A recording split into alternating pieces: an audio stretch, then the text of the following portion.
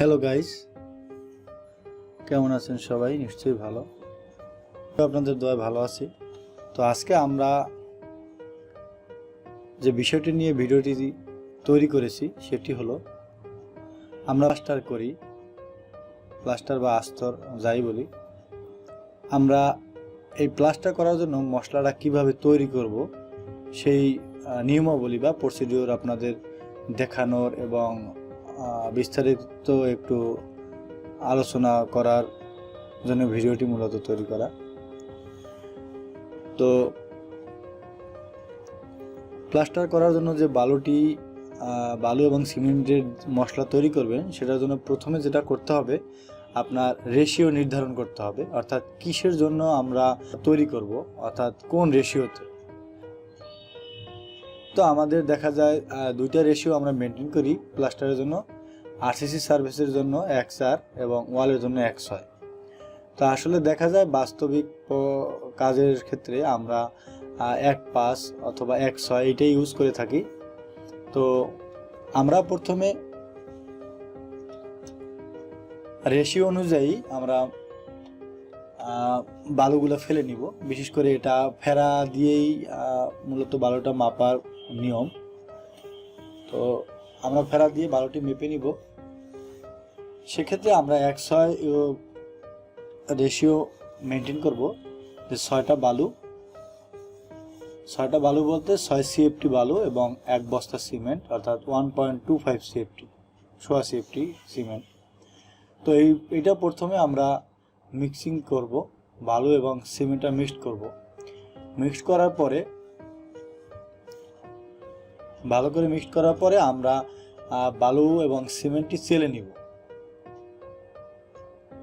চেলে নিলে কি হবে, বালু এবং সিমেন্টের যে মিক্সিংটা আরও খুব ভালো হবে, যাতে সিমেন্ট এবং বালুর মধ্যে ভালো একটা বন্ডিং তৈরি হয়। এটার জন্য মূলত সিমেন্ট বালু মিক্সড করে চালাটাই ভালো।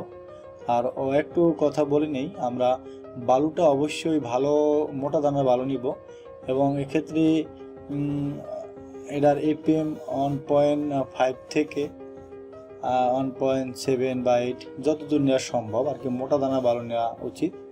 আমরা এখানে ময়মনসিংহ স্যান্ডটা ব্যবহার করতেছি, এটায় ময়লা থাকে না, ময়লা কম, একেবারেই কম বলা যায়। তো বালুটা চেলে নেওয়ার পরে আমরা বালু এবং সিমেন্টের যে মশলাটা মিক্সড করে নিলাম, এটা এক জায়গায় স্ট্যাক করে নিব। স্ট্যাক করার পরে এই বালুটার মধ্যে একটা গর্ত করব। গর্ত করে চারিপাশে বালুটা সরিয়ে নিব, এবং এই গর্তটার ভিতরে আমরা পানি অ্যাড করতে থাকব। আমাদের আসলে বালুর মধ্যে পানি দেওয়ার একটা নির্দিষ্ট পরিমাণ আছে। তো আমরা সেক্ষেত্রে মাপার বা মেপে দেওয়ার যে প্রসিডিউরটি আমরা দেখাতে পারছি না, এর জন্য দুঃখিত। তো এখানে আমরা পরিষ্কার পানি অ্যাড করে নিলাম। অ্যাড করে নেওয়ার পরে আমরা চারিপাশ থেকে বালুটা কেটে কেটে ভিতরে দিতে থাকবো, যাতে কি হবে, ভিতরে যে বালুটা ভিজেছে সেটি আস্তে আস্তে বাইরের দিকে আসবে, এবং বাইরের দিকে যে ভিজা শুকনো বালুটি এটা ভিতরের মধ্যে আমরা দিব।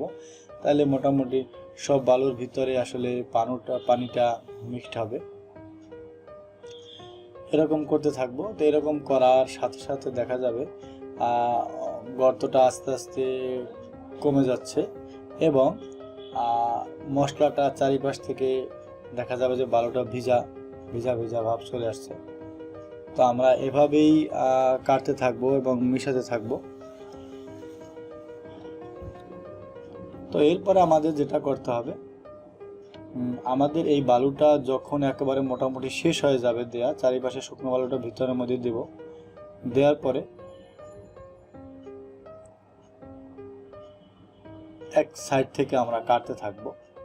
যেহেতু আমরা বেশি পরিমাণে মশলা মিক্সড করেছি, সেক্ষেত্রে আমরা কাটবো, এক পাশ থেকে কাটবো, কেটে কেটে এক জায়গায় রাখবো। অর্থাৎ মোটামুটি আমরা এই পানি মিক্সড করার পরে মোটামুটি 2 থেকে 3টা কাটা দিলে মোটামুটি আমাদের বালু এবং সিমেন্ট ভালোভাবে মিশে যাবে। এবং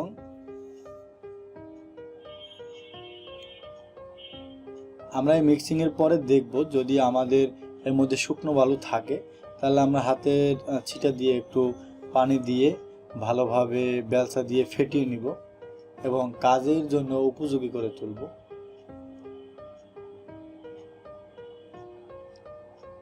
তো আসলে এইভাবেই মশলা প্রস্তুত করা হয়। তো মশলা প্রস্তুত করার ক্ষেত্রে আমাদের বিশেষ কিছু সতর্কতা অবলম্বন করতে হবে। সেক্ষেত্রে হলো পরিষ্কার পানি ইউজ করতে হবে এবং যেখানে আমরা বালুটা মিক্স করব অবশ্যই বালুটা জায়গাটা পরিষ্কার হতে হবে। আর এই বালু সিমেন্ট মিক্সিংয়ের জন্য যে পানিটা ব্যবহার করব এটা অবশ্যই পরিষ্কার হতে হবে।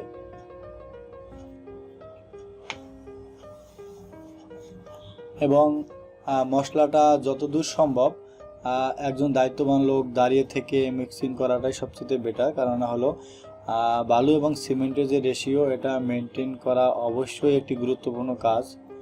তো আসলে এইভাবে আমরা বালু এবং সিমেন্টের মিক্স করব প্লাস্টারের জন্য। তো বন্ধুরা আজকে আর আমাদের চ্যানেলটি যদি আপনার ভালো লেগে থাকে তাকে সাবস্ক্রাইব করে দিবেন, লাইক করবেন, কমেন্টস করবেন। তো পরবর্তীতে আমি আসলে নতুন নতুন ভিডিও দেওয়ার চেষ্টা করব যতদূর সম্ভব। তো বন্ধুরা দোয়া করবেন, ভালো থাকবেন সবাই। ধন্যবাদ সবাইকে।